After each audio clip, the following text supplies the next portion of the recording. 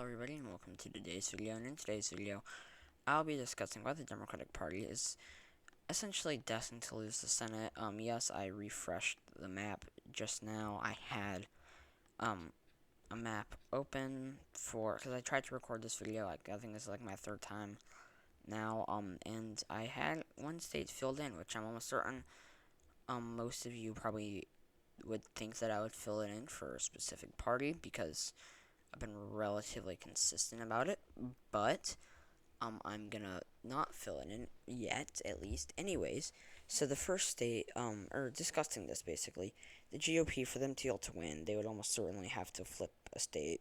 Obviously, I'm struggling to think of a scenario in which they wouldn't. So let's assume that New Hampshire goes red. I mean, like at this point, that was the state. I'm almost certain that it does go red. So new news so popular. I filmed videos about this, wow, a very long time ago. I think like 5 months or something.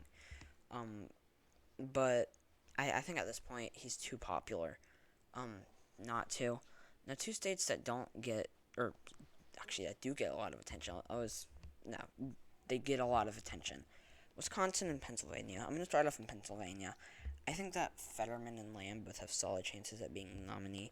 I think that Lamb, is, generally speaking, just a stronger candidate within the Democratic primary. I think that Fetterman's being Tom Wolf's lieutenant governor in a primary within the Pennsylvania Democratic Party would definitely help him. I think it's a lot like if Joe Biden had run in 2016 and Bernie had been Obama's VP, like a Bernie versus Obama or Bernie versus Biden scenario is kind of what I think it would have looked like, but it's definitely pretty interesting. Assuming they were the nominees. And Fetterman, I think they're both not necessarily great nominees. I think that Fetterman is too weak for black voters, and I think that Lamb is like a downsized Joe Biden in terms of like electoral strength. I think his strongest appeal is with a lot of demographics that Biden's strongest appeal is with. But I think he's just like downsized in terms of his appeal. I will say though that I think that's probably a bit of a generalization, but I will say that he has. I would say he probably has more appeal to white rural voters though, but I don't know that it's enough necessarily to do like lots. Although Fetterman also, to be fair, has fairly solid appeal to white rural voters. Wisconsin, both Mandela Barnes and Sarah Godlewski would probably realistically lose. I think there's actually more of an argument to be made in Wisconsin that the Democrats win than in Pennsylvania, but I think that I think that Godlewski has a strong appeal to black voters, or I don't want to say meh, but like probably like B appeal to black voters, the white working class and suburbanites. Mandela Barnes has very strong appeal to black voters, solid appeal to the white working class, and meh appeal to suburbanites probably. Ron Johnson, I think with an unpopular Biden, and at this point there's not really much of an argument to be made in good faith that Biden is popular. It'll be a red wave. I'm almost certain of it at this point. Given how unpopular he is, it is almost certain, or it is almost like inevitable that it's a red wave. And I don't see Johnson. I see with an unpopular Biden. I see Johnson having the appeal to suburbanites and the appeal to the white working class, plus the rural appeal that it already has. If he isn't the nominee and there's some other GOP nominee, it is basically done for Democrats unless this new nominee is basically to Ron Johnson what Connor Lamb is to Joe Biden. But even then, it may still go red.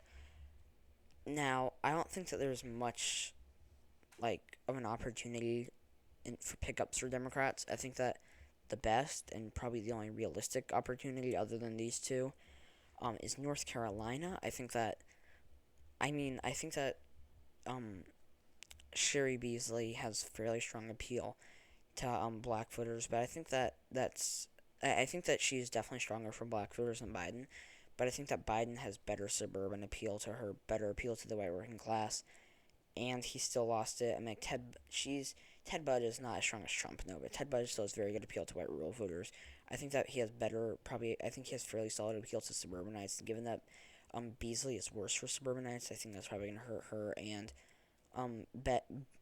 Bud is probably well enough or strong enough also for the like white working class, that especially given the fact that Beasley is not as strong for the working class as Biden, and that Biden's unpopular, then it'll likely be a red wave. I don't know that there's much of an argument to be made about North Carolina, but I would say that it's probably more likely to flip than Pennsylvania and Wisconsin. I just don't really think that there's much of an opportunity for like any state at this point to flip for the Democrats. Maybe I could see arguments for all three, honestly. Another state that the GOP could win is Arizona. Um, I'm I think I kind of overestimate Brnovich relative to other people on YouTube. I think that he's definitely a fairly solid nominee. I think that he has the appeal. I think he has the appeal to white rural voters, and I think he also has the appeal to traditional conservatives. This could definitely go to the GOP. I think that Mark Kelly at this point is fairly strong for suburbanites though, and he's also an incumbent. So to be fair to him, I think this probably does stay with the Democratic Party, but I think that it is narrow and it is definitely a fairly strong. Or I think there's definitely potential for the GOP in Arizona. So yeah, thank you guys so much for watching this video. If you enjoyed it, please leave a like below. Stay tuned for my next video. Subscribe to my channel if you haven't already. Please comment your suggestions down below. I'm about to be back in school, which kind of sucks, but yeah. Um, yeah. Anyways, I hope to see you all in my next video. Oh, please go make sure you do the Q&A. From at this point, it's like 2 weeks. Um, I want like probably like one more question, and I think that'll be I'll probably do it. So please go comment questions on for the Q&A. Comment your suggestions down below for future videos, and I hope to see you all in my next video. Bye.